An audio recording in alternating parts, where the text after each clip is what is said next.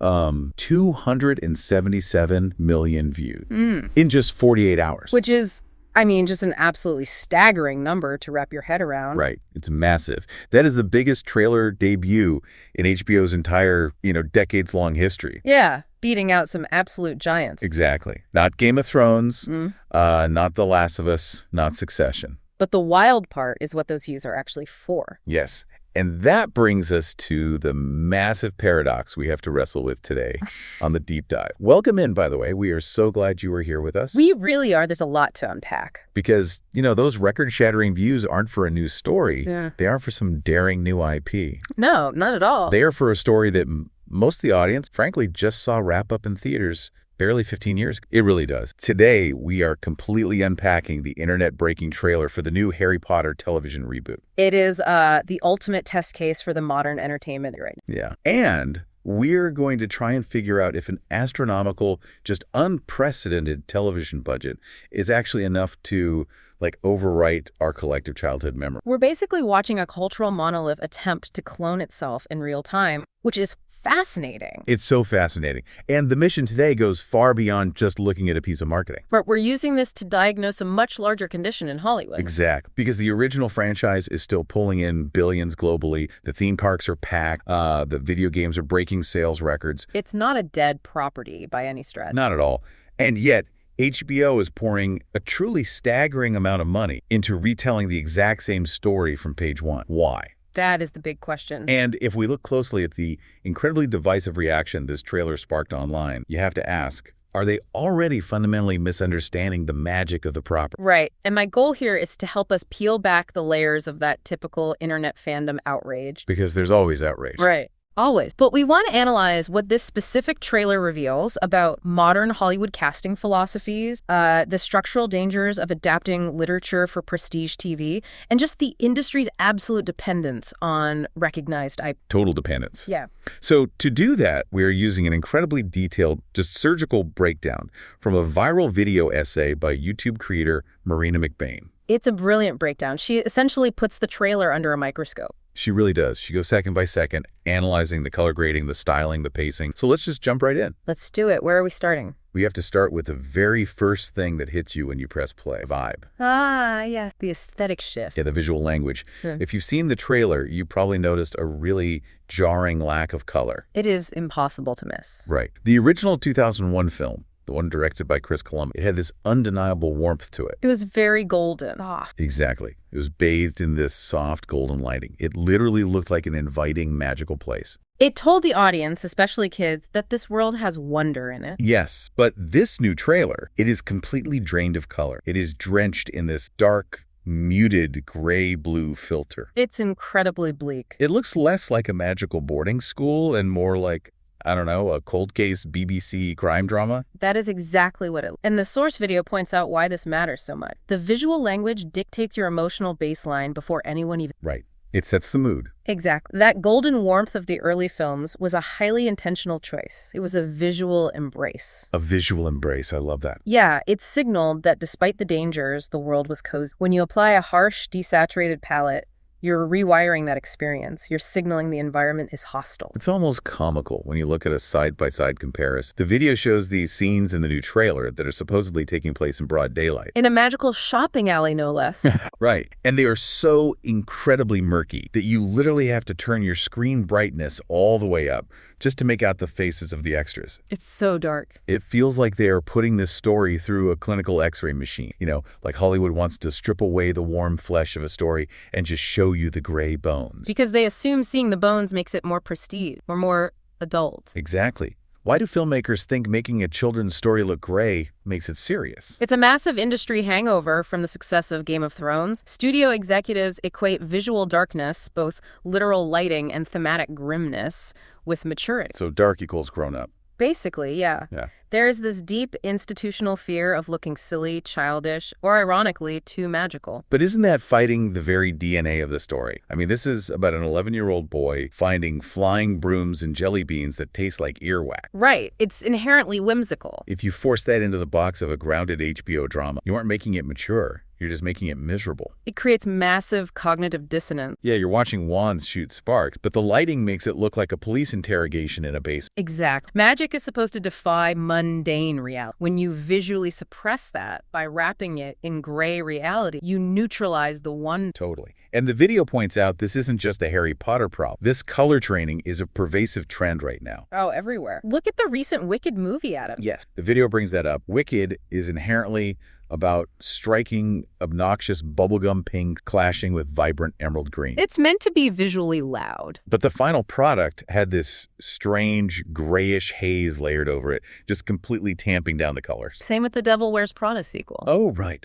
They swapped the warm, bustling early 2000s aesthetic for this cold, sterile, corporate gray tone. It reflects a desire for uniformity. Studios want their investments to look quote-unquote expensive. And gray is the new expensive. Apparently, it's an aesthetic homogenization that just flattens everything out. It really does. It is literally like finally going to a magical theme park you've dreamed of your whole life. And when you walk in, management has painted all the roller coasters concrete gray. Just to test better with the 18 to 35 demographic. Exactly. It just sucks the joy right out of the air. And this visual glow down, it doesn't stop at the lighting. No, it bleeds directly into the casting. Right. If you're color grading out the grit, you're going to cast out the grit too. Which brings us to the absolute Hollywoodification of the cast. This is where the friction between the reality of the books and modern TV production becomes really obvious. So the video notes that the core trio, the kids playing Harry, Ron, and Hermione, they look fantastic. They're adorable. The 90s casual costumes are great. Very authentic, slightly baggy vibes. But the adults in this trailer feel strangely, almost aggressively polished. Let's talk about the Dursleys. Oh, the Dursleys. In the books, their appearance is essential. Vernon has no neck. Petunia has twice the usual amount of neck to spy on neighbors. Right. They are meant to be deeply awkward, slightly unpleasant-looking caricatures. Exactly. Caricatures of miserable suburban conformity. But in this new trailer, the actors look like incredibly attractive 20-somethings heading to a fancy dress party. They are far too gorgeous. And Mrs. Weasley. Canonically, she's a stressed-out, overworked mother of 7, living on a shoestring budget in a crumbling house. But the actress cast looks flawlessly put together. Her skin is glowing. She looks like she gets 8 uninterrupted hours of sleep a night and has a wellness coach. What we are observing, according to the source, is an industry-wide reluctance to cast people who look like genuine, flawed human beings. They are terrified of normal faces. Historically, British cinema revered the character actor. People with asymmetrical, interesting faces that tell a story. But not anymore. No. As these TV productions balloon into global commodities funded by giant American corporations, that human grit gets smoothed out. The video makes such a sharp point about this. It argues modern Hollywood is terrified of actual ugliness. Yeah, their version of ugly is very specific. Right.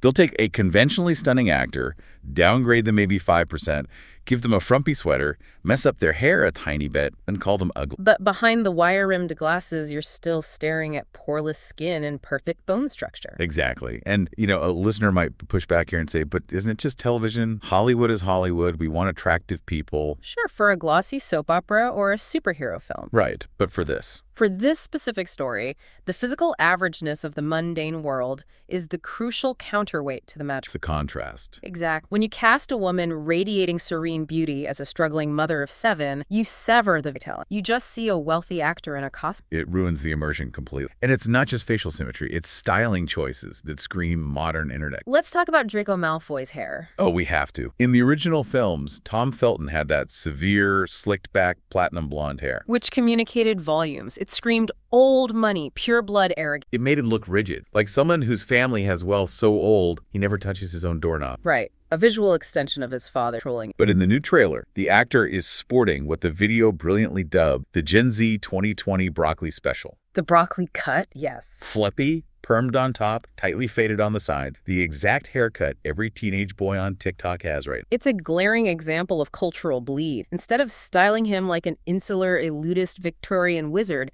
they styled him to look cool to a modern teenager. He gives off posts TikToks for a living energy, not dark magical dynasty era energy. It dilutes the character's perceived authority. He looks like he just walked out of a mall. It's a bizarre misstep. And then there is Hagrid. Visually, Nick Frost looks fantastic in the costume. Huge, hairy, perfect coat. But the voice. The voice. When he speaks in the trailer, Frost is basically using his own normal, rather poshing voice. He isn't adopting that rugged, loud West Country or Scottish grit synonymous. Not at all. And the video points out he made the exact same accent misstep voicing a character in the live-action How to Train Your Dragon remake recently. It points to a broader systemic issue. Studios prioritize a recognizable comedic persona over the immersive demands of the character. Hagrid is a man of the dirt. He wrangles monsters. His voice needs to carry the gravel of that isolation. A posh metropolitan voice instantly flattens the character and makes the world feel smaller. It really does. Yeah. But look, the Dursleys being pretty and Hagrid being posh, that is nothing compared to the massive controversy we have to talk about next. Right. The casting of Severus Snape. Yes. This completely ignited the internet. And we want to be very clear. We are just looking at the narrative mechanics and reporting what the source video breaks down here. Right. We're looking at how this impacts the promised adaptation. Because the showrunners promised the fan base a 100% faithful, deeply accurate adaptation of the books. I marketed it as the definitive version. But for Snape, they cast Papa Esidu. The book describes Snape as deeply unattractive, sickly, pale, with a hooked nose and greasy hair. Meant to be physically off-putting. Exactly. Esidu is objectively a very handsome, striking man. And in the trailer, he's wearing this sleek, modern, stylish, black turtle. He looks like a one-way. The primary narrative argument from critics here is about the functional purpose of Snape's appearance. Tied to his whole background. Entirely. His lifelong bitterness, his social isolation, his vulnerability to joining a dark cult. It all hinges on him being an ugly, awkward, impoverished outcast. Who was relentlessly bullied by the popular, conventionally attractive kids like James Potter. Exactly. If you cast a man who looks effortlessly cool and handsome in a turtleneck, the believability of that underdog backstory fractures. The visual shorthand is a rape, and the video points out if they cast a stunningly attractive white male model, the exact same narrative argument would apply. It's about refusing to cast someone who looks the part. But with Ensidu's casting, it goes deeper. The video brings an analysis exploring the incredibly complex implication of a race swap for this specific character. Changing Snape to a black man fundamentally alters the optics of the entire story. It creates this domino effect because you have that foundational lore moment where wealthy, privileged James Potter publicly bullies Snape. Right. She hangs him upside down in front of the school. Yeah. And think about how loaded that imagery becomes. You are writing a scene where a highly privileged white character is stringing up and humiliating a black teenager. The historical and cultural weight of that image completely overshadows the intended narrative of a schoolyard rivalry. It morphs James Potter from an arrogant bully into something far more sinister and racially charged when viewed through a modern lens. The subtext becomes the text. Furthermore, the source notes it shifts the dynamic between Harry and Snape. How so? Well, Harry deeply distrusts Snape for 7 books. He suspects him, accused. If Snape is the only black professor, the optics of the white protagonist constantly suspecting the black man without proof adds unintended racial profiling to Harry's character. Wow. That is a dynamic the original text entirely unequipped to handle. It's what happens when modern diversity initiatives are applied to legacy texts superficially without reviewing how it interacts with rigid plot. And the real-world reaction was horrific. Esidu received 10 racist death threats online. It required actual police intervention. Which is absolutely inexcusable. Disgusting behavior. But the video raises a highly cynical question. Did HBO know this violent backlash would happen? In the modern media landscape, it's naive to assume they did. You can't sit in a boardroom, cast someone completely divergent from the beloved description, and be surprised when the internet explodes. You have to wonder, would a studio knowingly put an actor in the firing line of the internet's worst impulses just for massive marketing? We are firmly in the territory of outrage marketing. In the attention economy, apathy. Love and hate both drive engagement. Exact. When a fan angrily quote tweets a casting announcement, they are still trending the hashtag. They're training the algorithm. HBO doesn't need banner ads if hundreds of thousands of people are fighting in the reply. User anger subsidizes the marketing budget. It's structural friction. The mandate to diversify collides violently with the mandate to adhere to 25-year-old lore. And the explosion is predictable. The show achieved total cultural saturation months before an episode. It's a terrifyingly effective strategy. But speaking of massive controversies surrounding a 25-year-old franchise, there's an even larger shadow hanging over the production. Yes. The involvement of the original author, J.K. Rowling. Right. And again, just reporting the facts of the source here. The ongoing controversy regarding her public reputation, particularly her online comments on transgender issues, has been a boiling pot for years. It has alienated a massive portion of her original fan. And famously alienated the majority of the core cast of the original films. The tension is constant. When it was announced she'd be an active executive producer with creative input, fans demanded HBO release a star. Casey Bloys, the CEO of HBO, did respond. He directly defended defended the partnership. He essentially built a wall around the project. Yeah, he said they worked together for 25 years. It's her story, and there's no secret agenda. His quote was basically, if you want to debate her, go on Twitter. That statement is a masterclass in ruthless corporate pragmatism. He's building a firewall between the IP and the creator's polarizing public persona. Telling investors they are in the business of making a lucrative fantasy show, not arbitrating social media debate. It's a stark reminder of the immense power of top-tier IP. A franchise this massive grants its creator in shielding unheard of today. And the new actors are stepping right into this minefield. The video quotes Nick Frost, who summarized a very pragmatic approach. What did he say? He basically said, she's allowed her opinions and I'm allowed mine. Mm-hmm.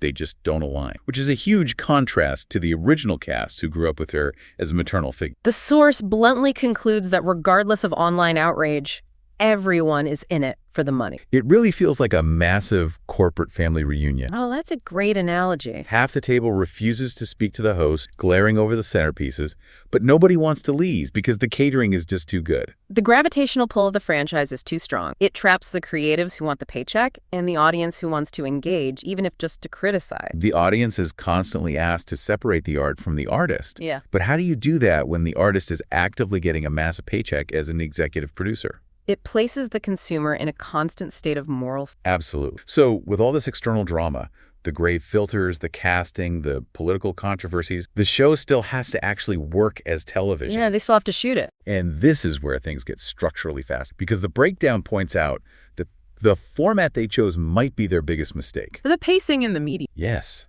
Stretching magic too thin. The primary marketing hook is that this will be a completely book-accurate 8-hour season. Fans cheered seeing Aunt Petunia cutting Harry's hair in the trailer. A mundane detail cut from the original movie. But the source points out a massive blind spot. The difference between reading and watching. Reading is an active medium. Your brain does half the heavy lifting. Right. Your internal monologue provides the pace. You actively co-create the world, making slow moments engaging. But television is passive. You sit back and absorb. Every second must earn its place, or you check your phone. The first book is a simple 300-page children's mystery. A huge chunk of it is just the daily routine of an 11-year-old. The original 2001 movie understood this perfectly. They ruthlessly cut the filler. They distilled it to a tightly paced 2.5-hour magical cinematic experience. Stretching that exact same plot to 8 hours means literally reinstating all of the boring filler. Which is wild. The video notes there was literally no magic shown in the new trailer, just mundane moments, staring out windows, haircuts catering to the 1% of hardcore fans. But you might ask, doesn't more screen time equal more world build? Yeah, don't audiences want to spend an hour just walking the halls of Hogwarts? It's about narrative density. Effective world building must attach to narrative momentum. If we watch Harry struggle with a history essay for 45 minutes just to prove it's book accurate, the momentum dies. Adapting a later dense book like Order of the Phoenix into 8 hours makes sense. There's enough plot. But forcefully stretching a 300-page children's book into 8 hours could result in a devastatingly boring TV experience. The average viewer isn't tracking chapter accuracy. They just want to be entertained. Exactly. And if you are going to produce an 8-hour season of slow, mundane filler, you probably shouldn't be spending a record-breaking amount of money to do it. Which brings us to the economics of this production. The $100 million question. HBO is reportedly spending $100 million per episode. It defies conventional financial. To put that in perspective, the entire budget for the original 2001 film was $125 million. Total. And that movie launched a global phenomenon. Scratch. HBO is spending almost that entire budget every single week. What is the point? The source asks us exactly that. The original movies aren't obscure. The final film came out in 2011. The franchise is thriving. Kids still love the old movies. Hogwarts Legacy was a massive hit last year. This highlights the illusion of safety driving the industry's IP dependence. They view the IP as a financial shield. But we saw this fail with Amazon's Rings of Power. That was $58 million an episode and failed to capture the zeitgeist. HBO is spending double to retell a story we already know.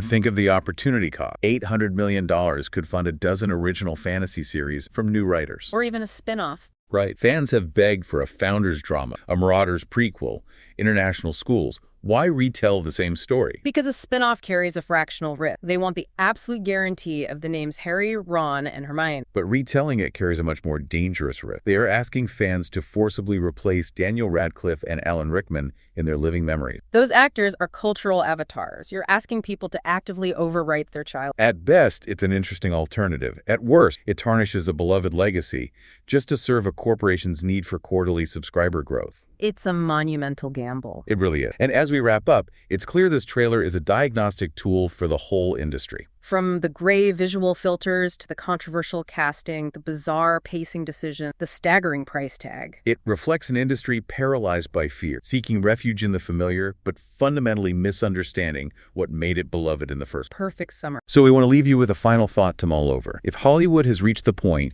where they're aggressively rebooting franchises still thriving in our cultural memory, what happens in 10? Are we destined to watch the exact same 5 stories rebooted and Getting slightly grayer, more serious, and infinitely more expensive each time, until we forget how to imagine anything new? It is a chilling prospect for the... It really is. Remember, magic and wonder are inherently colorful and warm. You can't capture them with a gritty gray filter. Thank you so much for joining us on this deep dive. Keep questioning the media you consume, and we will see you next time.